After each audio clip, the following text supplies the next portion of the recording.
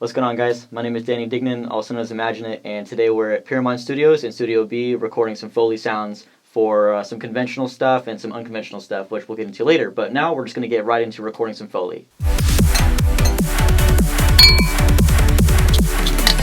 Try like a jar, just opening and closing the jar.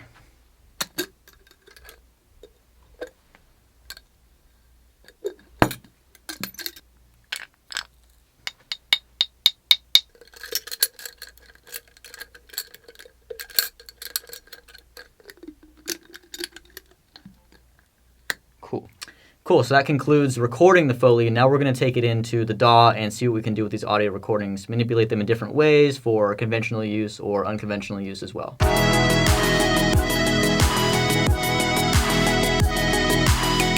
Let's dive a little bit into the processing of Foley.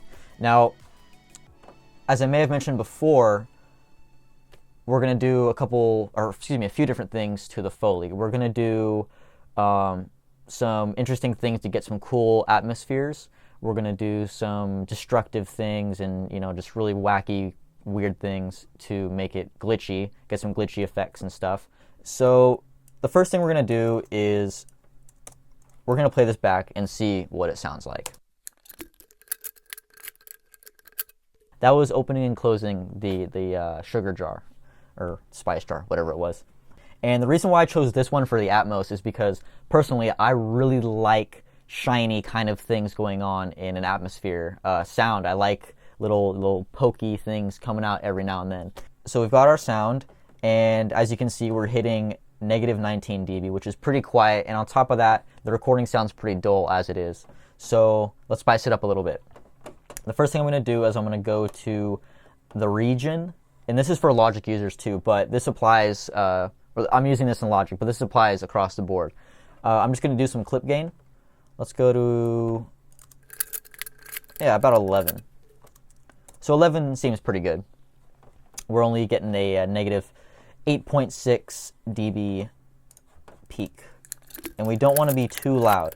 And the reason why we don't want to be too loud, we don't want to bump this up super loud, is because the peaks are going to get really, really nasty.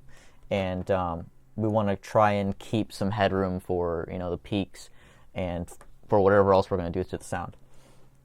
Cool. So anyway, now we've got it at a pretty decent level. Now we're going to apply some compression, and I'm just going to reach for OTT. And what we're going to do is we're going to turn down the downward knob on OTT to about 50%. We're going to start there, and then we're going to go to the depth and turn it down a little bit, because what depth basically is, in my mind, is it's like the mix. And if we have the depth up to 100%, it's going to sound, super compressed and, super affected, which is cool for certain scenarios, but I like to retain a very natural kind of sound, and turning down the depth on that can really help that and get more of a natural sound. So we're going to turn down the depth to about 60%. We'll just start there and see what we get. So here we go. Sounds pretty good. Definitely got more sound going on there. As you can hear, we got some airy noise in the background. That's just natural from the recording. The transients are a little bit heavier. There's a little bit more expression in it, and it's a little bit, it's just livelier. Simple as that. Now, the first thing you should do when EQing Foley, especially stuff that is more up in the higher frequency of the spectrum, higher up there, you don't really want the low stuff. And the reason being is when you start affecting these sounds at a certain point, that low stuff, especially with compression and saturation and stuff like that, when you start affecting these sounds and you don't have the low content taken away, it's going to start crunching everything up on the spectrum, and it's just going to get really nasty really quick. So as you can see, let me play this back.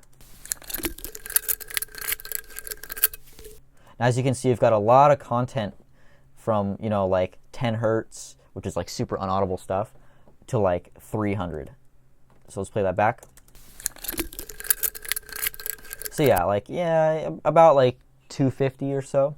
So let's go ahead and let's just, cut that straight out. Now, that's pretty much all we need to do as far as, just bring up the sound a little bit, doing some EQ. Now we're going to go for an atmosphere kind of texture or effect. And the way I'm going to do that to start with is I'm going to hit Option, click right on the edge, and then I'm just going to stretch this thing out quite a bit. Let's just go to like 9. Let's just do like, let's do quite a bit there.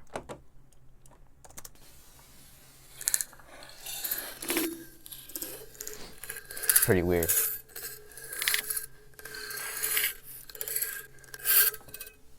Let's add some reverb. Let's go straight into like Valhalla and just, do some crazy reverb stuff. Let's do like, actually, you know what? I'm going to go to a preset that I really like, and I highly recommend it. And that is the Bright Cistern. And we're going to turn this down a little bit because we don't want too much of the high content. 45 seconds is quite a bit, so let's turn it down to like 20. And then let's just start with that. And maybe turn this down to like 5.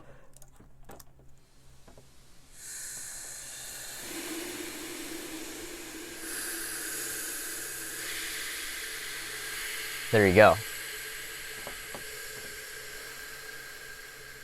Now it's got a long tail.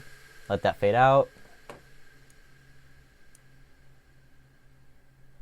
So there we go. Kind of have a really, really trippy, weird kind of like, spaceship kind of atmosphere.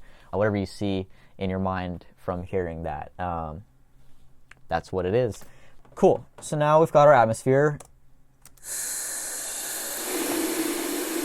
Maybe a little boomy over here. Take a little bit.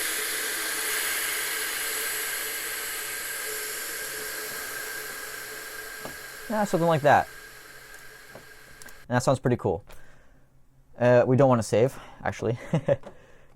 So we'll bounce this into place too. That way we can keep the EQ track just in case we want to go back and fix anything. Cool. So yeah, there's our sound, there's our Atmos, and we'll just name this Atmos. Atmos V1. Let's just do that. Cool. So that's how I would approach creating atmospheres using Foley. To recap that, I like to use really shiny things, a lot of things that, or Foley that have a lot of things going on, a lot of hits, textures, just random things that just pop up in the sound. I thought this was a really good case of that because it's got, the shininess that I like, and then it's got a couple random, instances of hits and things like that from the jar closing. It's got kind of a lot of everything in it. So anyway, that's why I chose that one, and I thought it was a really good choice, and I hope you think so too. If you're a music producer, subscribe to our channel to stay up to date on the latest Pyramind videos, and find out more about our music production school at pyramind.com.